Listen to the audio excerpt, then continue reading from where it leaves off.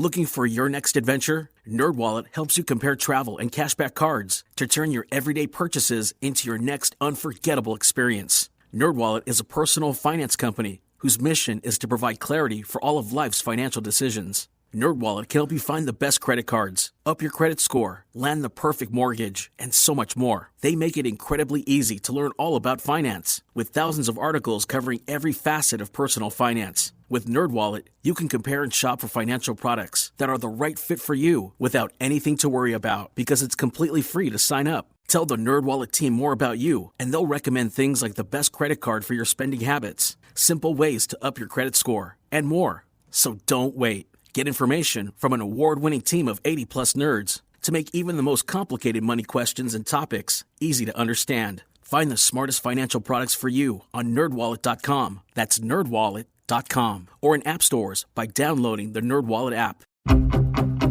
Coming up. It brings that much closure, and she can be put to rest. But until that man is put behind bars, I am so glad they found him. For Vault Studios, I'm Will Johnson. You're listening to The Daily Crime.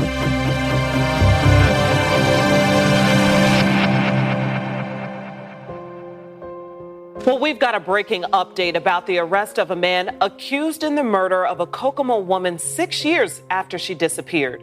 Karina McClurkin was just 18 years old when she disappeared in Indiana back in October of 2016. But police now have a suspect behind bars. The glass is 3/4 full. We're getting there.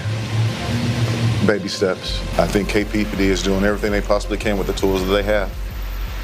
And I thank them. Wish we could have done something a little bit faster, but they have protocol they have to follow. This episode is brought to you by Carvana. Carvana is in the business of driving you happy. And with the widest selection of used cars under $20,000, you're bound to find a car that'll put a smile on your face. They even offer customizable financing so you can plan your down and monthly payments. To shop thousands of affordable vehicles 100% online, download the app or visit Carvana.com. Availability may vary by market. I'm joined now by Madison Stacy, a reporter at WTHR 13 News in Indianapolis. Madison, thanks for being here with us. Yeah, thanks for having me. Madison, let's start with what we know about the last time Karina McClurkin was ever seen. This was back in October of 2016, right? And the area is Kokomo, Indiana. Give us an idea of where that is. Kokomo is about an hour north of Indianapolis. It's kind of a mid-sized town in Indiana, but still kind of has that small town feel, I guess you could say. So, Madison, tell us when she was last seen back in October of 2016. She's last seen October 11th, 2016, and she's reported missing by her mother October 13th, so 2 days later. And can you tell us a little bit about her, what we know about her? I know that she was close with her grandmother. At the time that she goes missing, it's reported by the family that she had been struggling with a little bit of substance abuse, had been looking to, potentially go to a maybe rehab facility in Florida. But she was really making moves at that point in her life to make a lot of different changes. And unfortunately, she went missing before she was able to make those changes that she wanted to make in her life. So beginning on October 13th, police are notified. And what do we know about the investigation? Where did things go? So when her mom reports her missing on October 13th, she immediately says that she may be with a guy named Vincent Farmer and that she may be in danger. And that same day that she goes missing, police go to his apartment and he's fairly cooperative, according to their reports. He lets them in. But he says that he did not see her on October 11th. He says that he had seen her in an alleyway, but that's despite reports that they had from the source that they had dropped Karina off at his apartment the day that she was last seen. And not long after she disappears and her mother informs police, Farmer lands in jail. Is that right? Yeah, he's brought into jail on drug charges. And that was, my understanding is just a month later, November 2016. And during that time, he makes some phone calls, and was that eventually part of the investigation? In 2018, they begin looking back at calls he made when he's arrested in 2016. And they look at between 2016 and 2018. And they start listening to his calls. At one point, they hear some disturbing information. They hear one person kind of telling Farmer that they hadn't found McClurkin yet, and for him to keep his mouth shut and not say anything. And they also see that in another phone call, he's telling a woman to keep her mouth shut about what she saw, and they would not find a body. So he's saying he's making some statements within these calls that make them suspicious. Farmer's eventually let out of prison. Police have gone back and listened to some of these phone calls, but there still hasn't been an arrest. And all through these years, since 2016, the family has tried to bring attention to this case. They have not always felt like it was getting the attention it needed, and there's never been a body either, right? Right. So her family, over the years, and I'm not sure when they start doing this, but they really are, at least her grandmother is really critical of how police have handled the case. They kind of, throughout the years, keep trying to bring attention to the case, and it's something that they sort of feel they have to do publicly because they don't feel like they're getting the support from law enforcement, or that it's not a priority necessarily for law enforcement.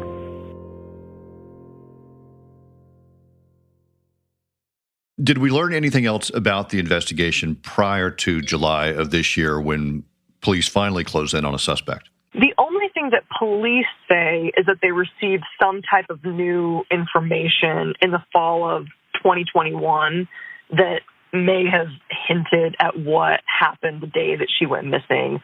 But those police documents are really redacted. So when you go through and read them, it's not obvious that if they're talking to multiple people, they have one source that they're kind of following over the years. But it's not until this past summer, be June 30th, that they check Farmer's garage. And what came out of that search? They found 3 areas with some blood, and they send those to the Indiana State Police Lab for some testing. But they don't ever really say what information they received that led them to check his apartment or even his garage specifically. So whatever the case, we don't know exactly what the evidence is. As you mentioned, the court documents, the police documents have been heavily redacted, but Flint Vincent Farmer was eventually arrested, the man they'd been looking at really since almost the beginning. Right. And on the day that he is arrested, they don't release the probable cause until 2 days later, right? So even when he was arrested, I mean, us in the newsroom, we didn't know. They had said that he was arrested in connection with the murder of Karina McClurkin, but they didn't say why, because they didn't release the probable cause of that. They just said that they were taking him in. He is charged with murder at this point, though, and then there's been a discovery since his arrest, right? Yes, correct. So he was charged with murder on the 18th, and then on the 20th, they locate some skeletal remains in Miami County, a rural part of Miami County, and they believe that those belong to Karina McClurkin, but we don't know that for sure. They sent that off for testing.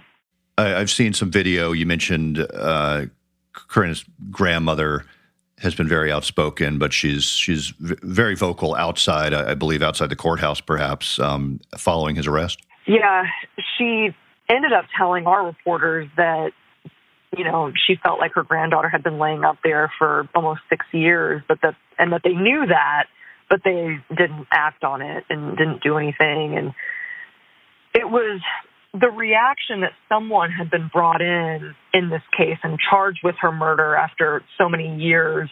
For a lot of people in the community, they kind of felt a sense of solace from that. But her grandmother said that it didn't bring her peace necessarily. My granddaughter's been laying out there for almost 6 years. They knew it. They did nothing. We want them to be held accountable because they sat on this for 5.5 years. Certainly, the next step in this story is getting some information from investigators about the discovery of these remains and whether that is actually her or not, and we will wait and find out. Unfortunately, I think for the family, the wait continues. You know, in October, it will be 6 years since she went missing. So, yeah, we're going to have to just continue to wait and see if those remains do indeed belong to her.